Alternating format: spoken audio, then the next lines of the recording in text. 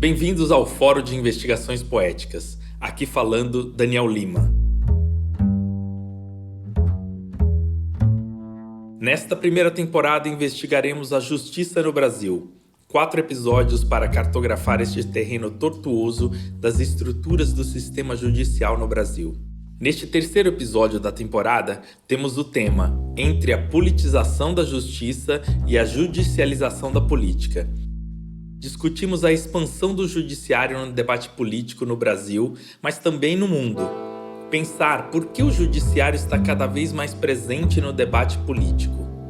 Por que os nomes e posições dos juízes do Supremo Tribunal Federal se tornaram um assunto diário? Convidamos 3 importantes personalidades que podem nos ajudar a entender melhor este fenômeno. Conrado Hübner Mendes, professor de Direito Constitucional da USP, Sérgio Suyama, procurador regional da República, Márcia Lucena, prefeita da cidade de Conde, na Paraíba, e temos também as participações artísticas de Toninho Ferragutti, Tiago Alves e Roberto Estrela Dalva. Começamos nossa investigação poética sobre politização da justiça e judicialização da política conversando com Conrado Hübner Mendes, professor de Direito Constitucional da USP, doutor em Ciência Política pela USP e em Direito pela Universidade de Edimburgo.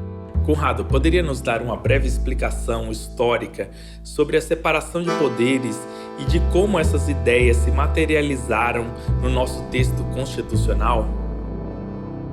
Bom, a separação de poderes enquanto ideia é uma invenção da história moderna, uma invenção de preservação das liberdades, um projeto liberal de contenção do abuso de poder. É uma ideia de que os poderes se controlem mutuamente, se dividam e consigam realizar uma espécie de contrapeso mútuo para que ninguém ou nenhum dos poderes possa abusar da sua função. A separação de poderes, em particular da Constituição de 88, que é o nosso ápice de reinvenção democrática, é uma separação de poderes que reservou ao Poder Judiciário uma enorme missão. Reservou a todo o Estado uma enorme missão, para dizer a verdade. A Constituição ela tem um programa de reforma social por meio de políticas públicas.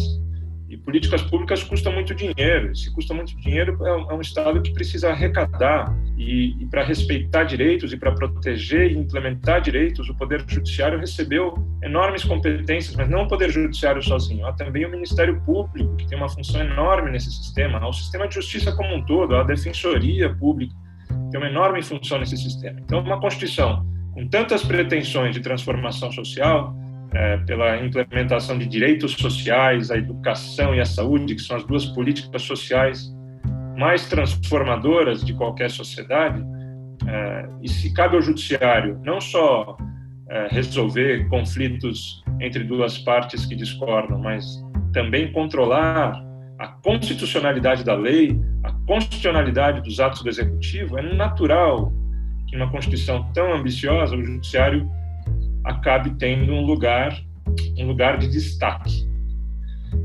É isso que se chama, em parte, da judicialização da política. A judicialização da política é um nome que não pode ser lido em termos pejorativos necessariamente. Judicialização da política significa que conflitos políticos não foram simplesmente monopolizados pelo judiciário, mas que o judiciário passou a ser um foro importante de grandes discussões políticas do país.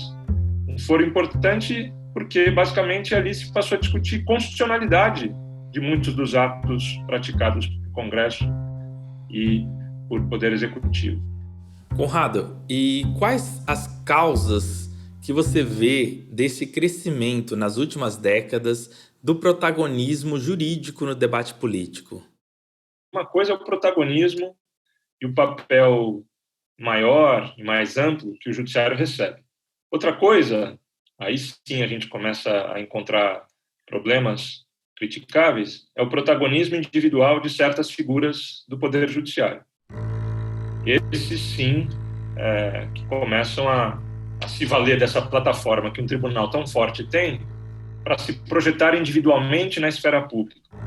Por que os juízes sobretudo do STF, né? Basicamente do STF. Juízes, em geral, não são conhecidos na esfera pública, mas os ministros do STF são, e Sérgio Moro vamos falar direto. Sérgio Moro foi porque uma operação específica passou a ganhar um protagonismo inédito na história brasileira. Então, esse é um grande caso excepcional da Operação Lava Jato, uma mega operação judicial que passou a se engajar numa cruzada anticorrupção. Sérgio Moro virou uma figura pública, não porque a operação isso pedia, mas porque ele entendia, naquele momento, que a efetividade daquilo que ele tinha que fazer precisava da sua construção como personagem público. Mas voltando ao ponto de que ministros do STF se tornaram protagonistas, não só como membros de um tribunal, mas como indivíduos, como autoridades, cujas opiniões individuais precisam ser escutadas a todo momento pela imprensa, cujo comportamento individual de promiscuidade com o sistema político às vezes preocupa, e eles individualmente passaram a ser conhecidos por uma série de razões.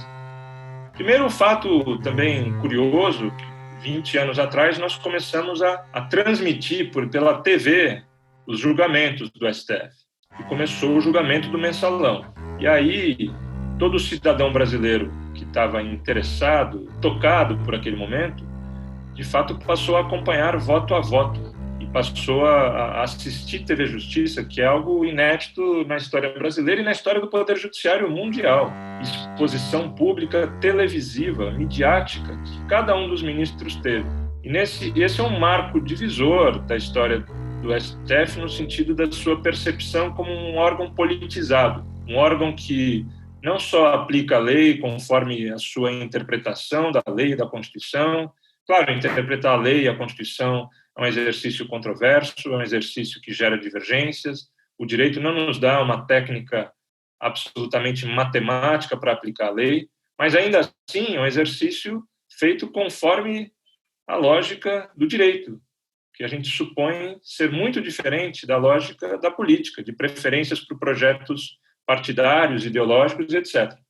Mas o fato é que o Mensalão fez com que essa divisão se dissipasse um pouco. Ali, os juízes não eram vistos como intérpretes que divergiam sobre a aplicação da lei, a interpretação das provas e dos crimes, mas como gente que era contra ou a favor de certos indivíduos que ali eram acusados. O que significa que o Poder Judiciário se politiza não só pela percepção que cidadãos têm da Corte, mas pela forma como ela efetivamente funciona. Qual que é o risco enorme disso? A Corte perder esse lastro de legitimidade que ela tem, que é de ser um ator que toma todas as precauções para arbitrar os grandes conflitos políticos do país. Esse ator que arbitra não pode ser percebido como aliado de um dos lados. Conrado, como podemos avaliar a atuação do STF no aspecto democrático, progressista, na garantia de direitos de grupos historicamente desfavorecidos? E, de fato, a percepção de que o Supremo Tribunal Federal contribuiu para o avanço na proteção de direitos fundamentais, ela é verdadeira. O Supremo ele reagiu a demandas da sociedade, amadurecidas na sociedade, e que, pelas razões dos gargalos do sistema político, não conseguiam ser absorvidas pelo sistema político representativo. O Supremo permitiu que se avançasse em algumas pautas. De fato, o reconhecimento do direito ao casamento igualitário, causas relacionadas à liberdade de expressão. A chancela, nesse caso, não foi uma mudança, foi apenas uma chancela, vamos dar nomes aos bois. As ações afirmativas, não foi invenção do Supremo, foi invenção do Congresso. Então, tribunais constitucionais têm um papel importante na proteção e na promoção de direitos fundamentais, sejam eles as liberdades típicas, liberdades civis, liberdades políticas, sejam os direitos sociais. Mas quando a gente olha assim o papel que o Supremo cumpriu, a gente tem que fazer um retrato justo daquilo que o Supremo contribuiu e daquilo que o Supremo represou ou mesmo rechaçou em termos de avanços sociais. E a minha leitura é que, além desse conjunto pequeno de casos absolutamente fundamentais para o avanço dos direitos, da igualdade, da liberdade, é preciso olhar para os casos que o Supremo deixou de fazer isso. Alguns dos dramas civilizatórios mais graves do país estão na gaveta do Supremo. É o caso sobre tráfico de drogas, que o julgamento começou, um ministro pediu vista e está já há mais de 6 ou 7 anos represando um caso que pode dar uma contribuição substantiva para a mitigação do encarceramento em massa brasileiro, entre outras muitas decisões. O Supremo cometeu erros dramáticos nessa história. Não se pode, portanto, cair nesse canto que muitos ministros do STF evocam, e que muitos constitucionalistas também evocam, de que a contribuição do Supremo foi tão substantiva assim. Não foi. O Supremo não está à altura da responsabilidade histórica, não esteve à altura e continua a não estar à altura da responsabilidade histórica que a Constituição de 88 reservou para ele.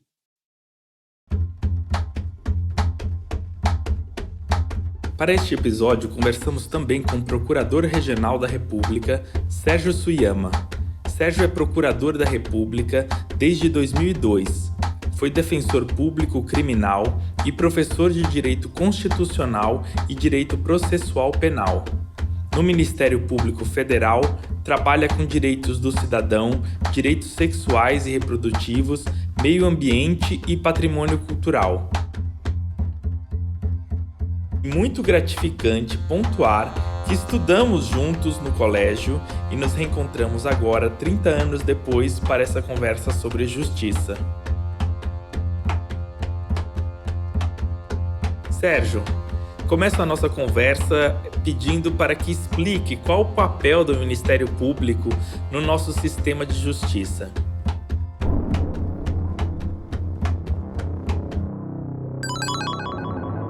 Bom, Daniel, eu acho importante explicar, mas explicar também no âmbito de um contexto histórico, né?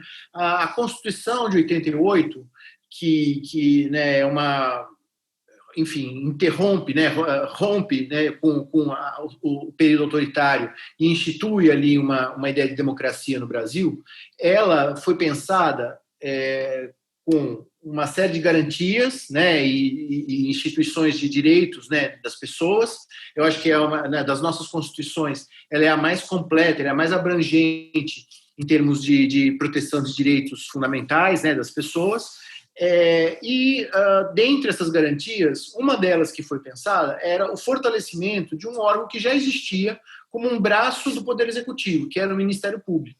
Então, antes da Constituição de 88, o procurador do Ministério Público, ele também era advogado da União. Ele atuava como advogado da União, defendendo os interesses do Estado, da União como governo, né?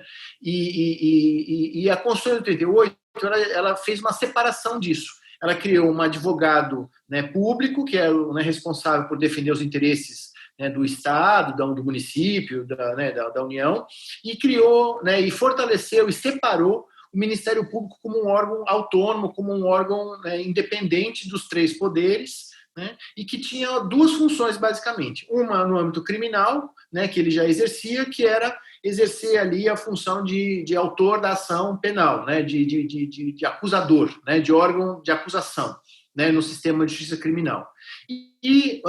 Paralelamente a isso, ele criou e fortaleceu alguma coisa que foi criada em 85, na verdade, que foi a proteção civil de direitos coletivos das pessoas, né? Então, uma publicidade enganosa, né? Um discurso de ódio público, né? Um problema de meio ambiental, né? Uma poluição, derramamento de óleo, né? Todos esses desastres ambientais. Todos esses problemas, eles têm uma dimensão individual, óbvio, né? Porque eles afetam pessoas, mas ele também tem uma dimensão coletiva, porque eles não afetam só uma pessoa, né, individualmente considerada, eles afetam uma coletividade. Então, você tem que dar um tratamento coletivo para esse problema. Não adianta você querer pegar o problema de Brumadinho ou de Mariana, né, e querer lá só resolver o problema individual, né, do fulano A, B, C. Você tem que resolver o problema do ponto de vista coletivo. Como reparar, né, o mais amplamente possível aquele dano ambiental que foi causado. Por que razão você acha que o sistema judiciário tem ganhado cada vez mais importância no debate político brasileiro? Primeiro, que a Constituição de 88 ela é uma Constituição política, né? Ela estabelece ali um conjunto de direitos e ela é resultado, né, de uma luta política de muitos movimentos. Eu mesmo, na época do colegial ainda, né, Daniel, eu lembro de eu ir lá na Faculdade de Direito, a gente colhia assinatura na Constituinte, né? Então, o movimento lá do Sem Terra, aí vai lá da Reforma Agrária, vai lá, faz, né, as emendas da Reforma Agrária, depois a Reforma Urbana, depois os indígenas, tal, cultura. Então você assinava abaixo-assinado, ia levar lá. Então, assim, a Constituição de 88 é o resultado de muitas mãos, né, e de muitos projetos políticos ali que confluíram, né, numa Constituição democrática, né, e que previa ali uma série de direitos a serem implementados. Né? Então, esse é um primeiro aspecto. O segundo aspecto que eu acho é que o sistema de separação de poderes e o nosso sistema democrático, ele é um sistema democrático falho, né, em muitos aspectos. Então, a representação política é falha, no sentido de que há distorções, né, entre os estados. Né? Então, os eleitores, o cidadão de São Paulo não tem o mesmo peso, né, de representação do que o cidadão do Acre. Né? Então, você tem ali distorções representativas, você tem distorções do sistema político, né, que você favorece ali certos grupos, que você favorece ali o poder econômico, que você favorece outras formas de poder que acabaram se consolidando no parlamento. Então, por exemplo, a tal da bancada da bala, a tal da bancada, né, do boi e a bancada, né, da Bíblia, né, a bancada BBB, né, ela é uma bancada hoje poderosa, que foi se fortalecendo, né, ao longo desses anos, né, do período democrático, e que hoje no parlamento ela é uma força que muitas vezes impede o avanço de direitos,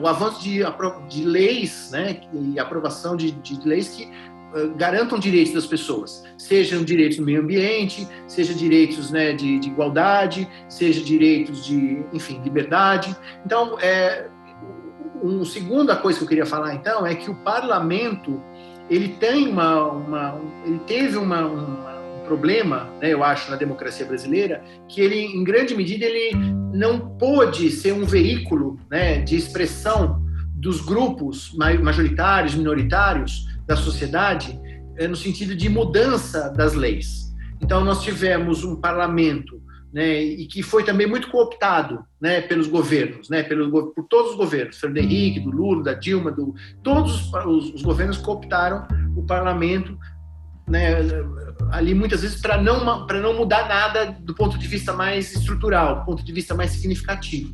Então, houve uma certa paralisia, vamos assim dizer, no meu entender, do parlamento.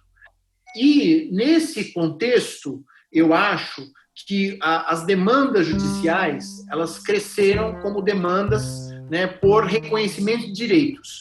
Essas demandas por reconhecimento de direitos, elas são demandas políticas, porque elas são demandas, né, que são levadas, né, pelo movimento social e que são demandas que interferem na vida pública das pessoas. Então, não são políticas no sentido de político-partidárias, né, de veicular, né, o interesse do partido A, B, C, mas sim demandas políticas do movimento social.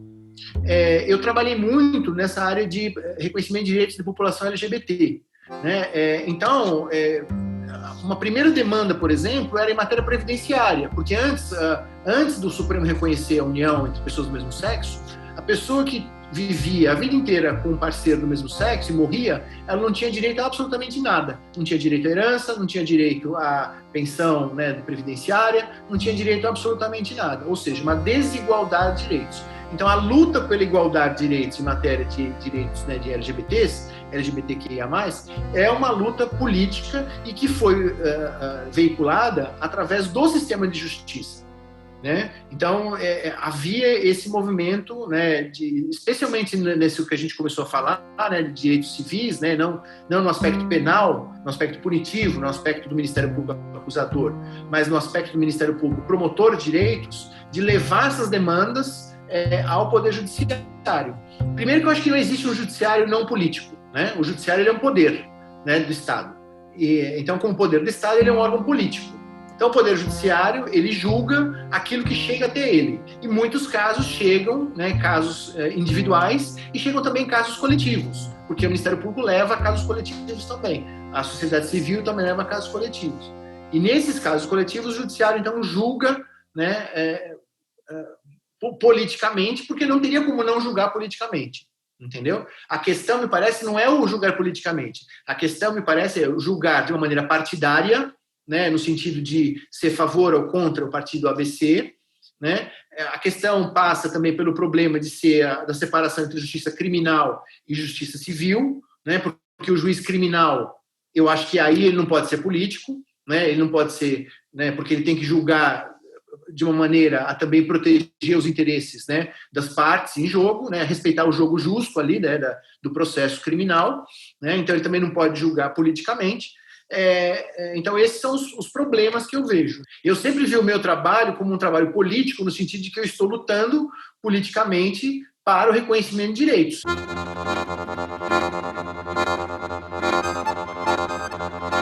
Agora conversamos com Márcia Lucena. Márcia é professora formada em educação artística. Trabalhou em sala de aula principalmente com alfabetização. Foi secretária de Educação da Paraíba e presidente da Fundação Cultural do Estado. Em 2016, foi eleita prefeita de Conde pelo PSB. Conde é uma cidade litorânea da Paraíba.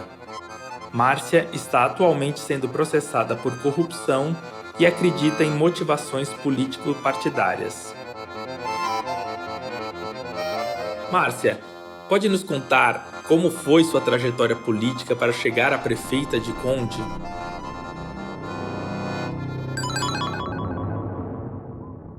Eu trabalhei a vida inteira com alfabetização de crianças e de adultos, né?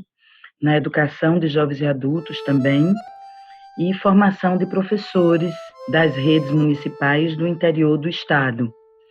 Então, a minha vida sempre foi uma vida de professora. Então, eu fui convidada em 2005 para trabalhar na prefeitura de João Pessoa, né, pelo prefeito, então, e eu eu implantei um serviço lá que ligava as escolas com as comunidades, né, porque eu sempre trabalhei com isso também, trabalhei com ONGs, com lugares onde a escola formal não chegava, né. Depois surgiu um programa federal, que era conhecido como o Programa de Lula, que era o ProJovem, né, então eu fui coordenar o ProJovem em João Pessoa e coordenei de 2005 a 2010 o ProJovem e tive assim a alegria desse ProJovem ser o que teve melhor resultado no Brasil, tanto de aprovação de alunos como de formação de professores, a permanência dos alunos também dentro da escola, né, do ProJovem. E aí, quando o prefeito passou a ser governador, então ele me chamou para ser secretária de Estado da Educação. Eu que nunca tinha tido nenhuma experiência assim, mais, né, então eu saí da sala de aula para gestão, né, através da Secretaria de Estado da Educação. E esse foi um baita desafio para mim, porque era tudo muito novo, muito complexo e muito maior do que uma escola, né? Então, quando eu saí em 2014 da Secretaria de Educação, eu fui para ser presidente da Fundação Cultural do Estado também. Então, isso foi em 2015. E eu fiquei lá de 2015 até meados de 2016, quando saí para fazer campanha política, para ser prefeita da cidade do Conde, que é uma cidade da Grande João Pessoa, com 25 mil habitantes, né? E é a cidade onde eu moro. É uma cidade que tem 3 quilombos e 3 aldeias indígenas. E tem 16 assentamentos rurais. Então, é uma cidade que tem uma diversidade muito grande. É uma cidade litorânea, portanto, tem praias maravilhosas e é uma cidade turística e tudo. Então, eu vi essa cidade se acabando, né? E na mão de uma mesma família há mais de 30 anos. Então, eu pensei em fazer a campanha como uma professora mesmo, né? E fiz. E aí eu ganhei. Eu cheguei aqui em 2017, a ex-prefeita tinha dado à prefeitura, o prédio da prefeitura, para o Tribunal de Justiça. Começa aí. Então, ela tinha dado, sem passar nem pela Câmara de Vereadores, o prédio da prefeitura ao Tribunal de Justiça. Então, o primeiro ano eu não tinha prefeitura, não tinha nenhuma informação, porque eles tocaram fogo em todos os documentos, né? Em todos os documentos da prefeitura, quebraram todos os computadores, quebraram todos os carros, quebraram trator e ônibus escolar, destruíram a prefeitura e fecharam. Ela, depois que ela perdeu as eleições, ela fechou as unidades básicas de saúde todas, fechou todas as creches, né? E deu a prefeitura e foi para casa. Assim, quando a gente começou, o município tinha 5% só de alunos leitores na rede, né? Então, você imagina o caos que era. O penúltimo IDEB do estado, né? Nós passamos agora, se você analisar as casas percentuais que nós subimos, nós fomos o município que mais se desenvolveu no estado, em primeiro lugar. Então, nós saímos do penúltimo IDEB para uma realidade completamente diferente. Primeiro lugar nos anos finais e terceiro lugar nos anos iniciais, né? Nós também pegamos o município com 49% de analfabetos e criamos um programa de alfabetização de adultos e alfabetizamos 400 pessoas no primeiro bloco, né?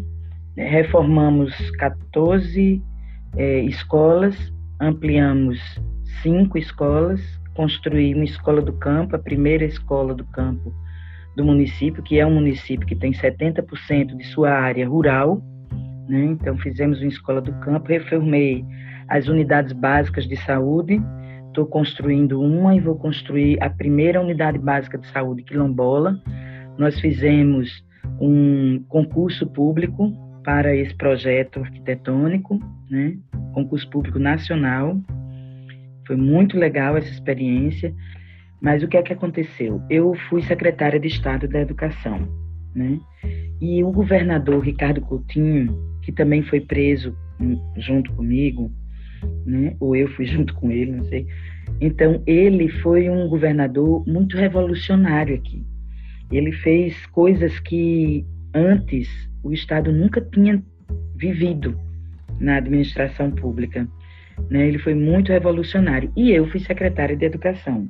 Quando foi agora, depois do fim do governo de Ricardo, estourou no Rio de Janeiro um negócio com a Cruz Vermelha, que é uma organização social que no Rio de Janeiro e em vários estados do Brasil, outros estados, trabalhava com a saúde. E ela também trabalhava no estado da Paraíba, na época de Ricardo Coutinho, né?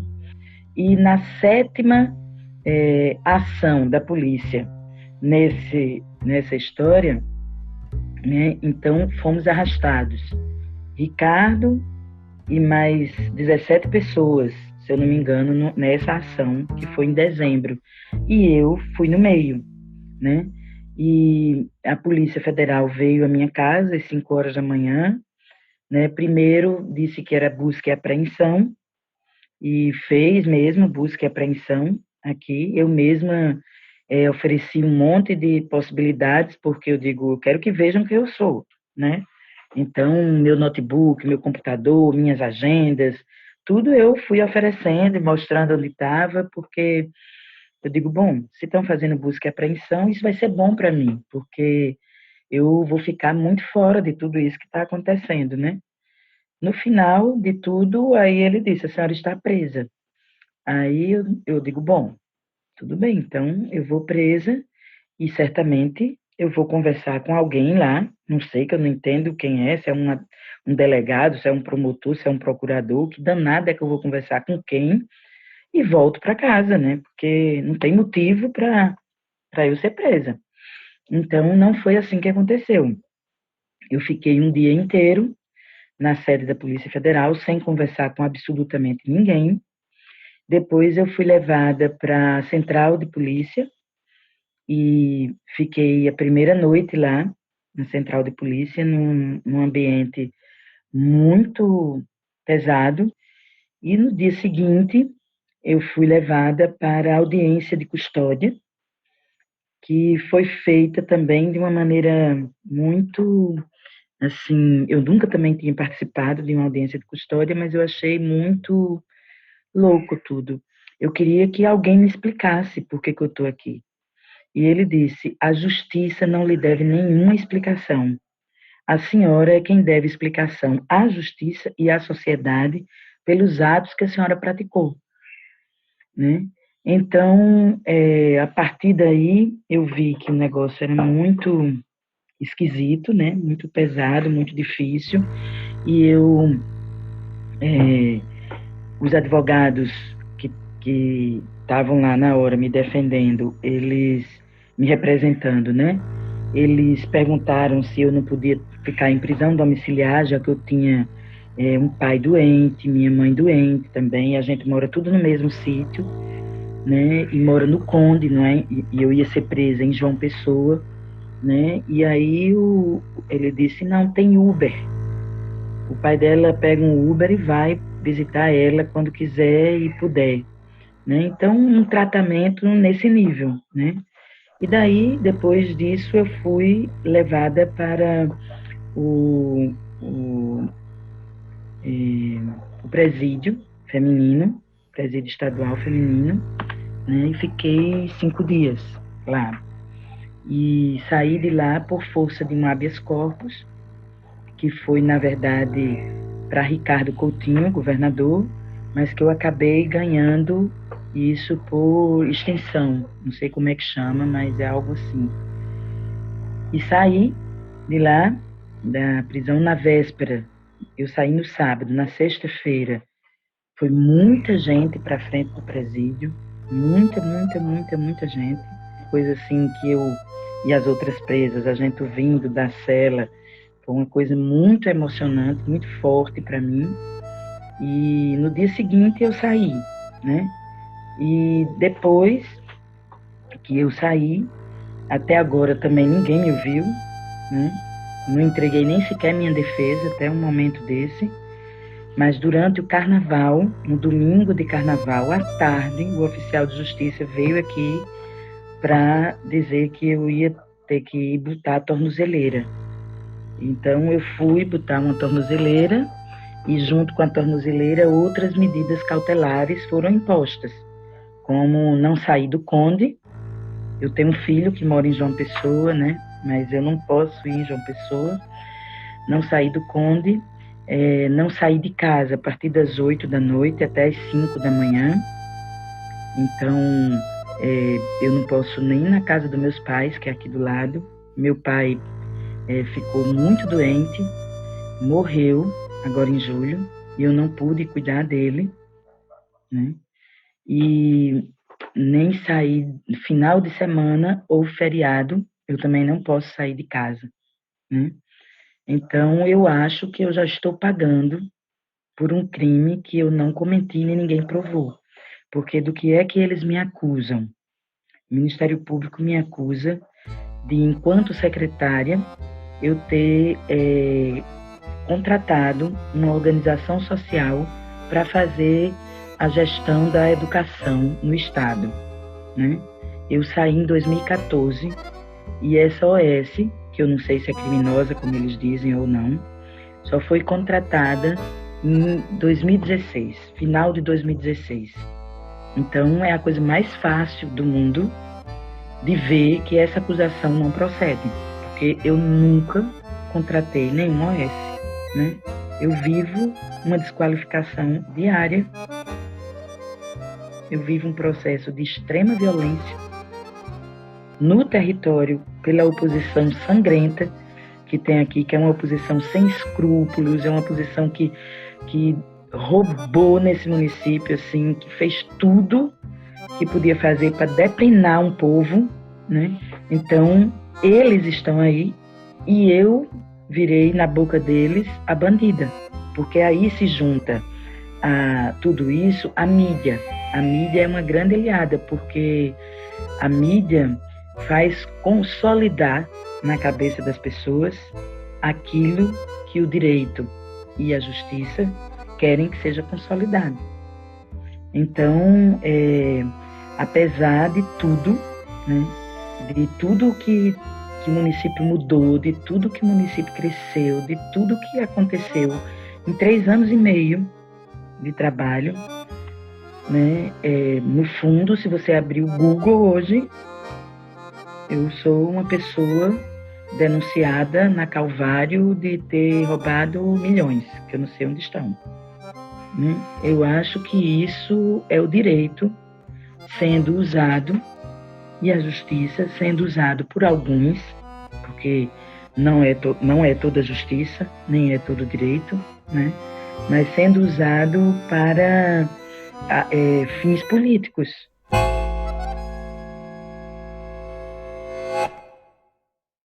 Por isso, parem a lei, parem a máquina, parem o processo, apaguem as páginas, parem a mente perversa e ávida, por sangue novo e vidas pálidas. Prende a sujeira pra baixo do tapete, tranque é truque barato, segurança é o cacete, cacetete e o pau come só quem sente. É quem no passado levava no pescoço as correntes. Coerentes sejamos, de que lado estamos, porque não são nossos filhos, só observamos e deixamos errar e erramos, esquecendo das palavras que um dia juramos. Contra a contratação de quem trata, a contração que mata e tranca fio, filho, afia a faca e corta as asas e tira devagar a vida, a voz, a vez, o voo. O tiro sairá pela culatra, guarde seu tesouro, ele não valerá nada. Na hora marcada, no encontro com a espada do verdadeiro juiz, a grande lei, eu sei, é uma só pra todos, não adianta, vacilou, cachimbo vai cair. Por isso, parem a lei, parem a máquina, parem o processo, apaguem as páginas, parem a mente perversa e ávida, por sangue novo e vidas pálidas. E pros moleque fica letra, é bom saber que a Arapuca tá armada, é bom perceber a atitude proceder, pois já disseram e eu vou dizer, a vaga tá lá esperando você. A vaga tá lá esperando você.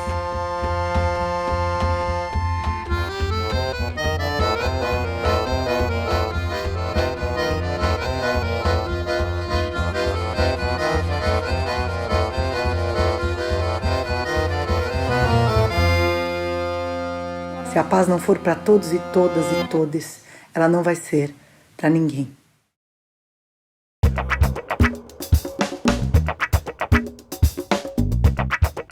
Este podcast é fruto do programa de residência artística no setor público, realizada pela Automática, República.org, Instituto Beth Jacob Laffer. O Fórum de Investigações Poéticas vem acompanhado de uma publicação em formato cartográfico que você pode baixar em rasp.arte.br. Temos também para cada episódio uma criação audiovisual com motion graphics elaborados pela Bijari, com execução de Alexandre Marcati, Geandre Tomazoni e Rafael Minhoso. Nossa trilha sonora, vírgulas sonoras e bases eletrônicas são uma criação do DJ Will Robson. Neste episódio, tivemos a honra da participação musical de Toninho Ferragutti no acordeon, composições e arranjos. Thiago Alves no baixo acústico. Todas as composições foram criadas originalmente para este podcast. O poema Parem foi escrito e interpretado pela Roberta Estrela Dalva. A mixagem é de Pedro Neusman. Na nossa equipe de trabalho e pesquisa temos Laís Ribeiro, Felipe Teixeira e Fernando Sato. A arte de capa do nosso podcast é assinada pelo Senegâmbia. Eu sou Daniel Lima, diretor e editor do Fórum de Investigações Poéticas. Não percam o próximo episódio e último da temporada 2020, Perspectivas de transformação da justiça. A justiça é cega? A justiça não é cega e nem deve ser cega. Mas o não ser cega não significa fazer injustiça, significa olhar para a realidade brasileira como ela é, para as desigualdades, para as diferenças. Ela não pode ser cega. É uma justiça que não aceita tratar desigualmente os desiguais. Ela tem que ser cega única e exclusivamente do ponto de vista da sua imparcialidade em relação a isso. Mas a metáfora da justiça cega é uma metáfora enganosa.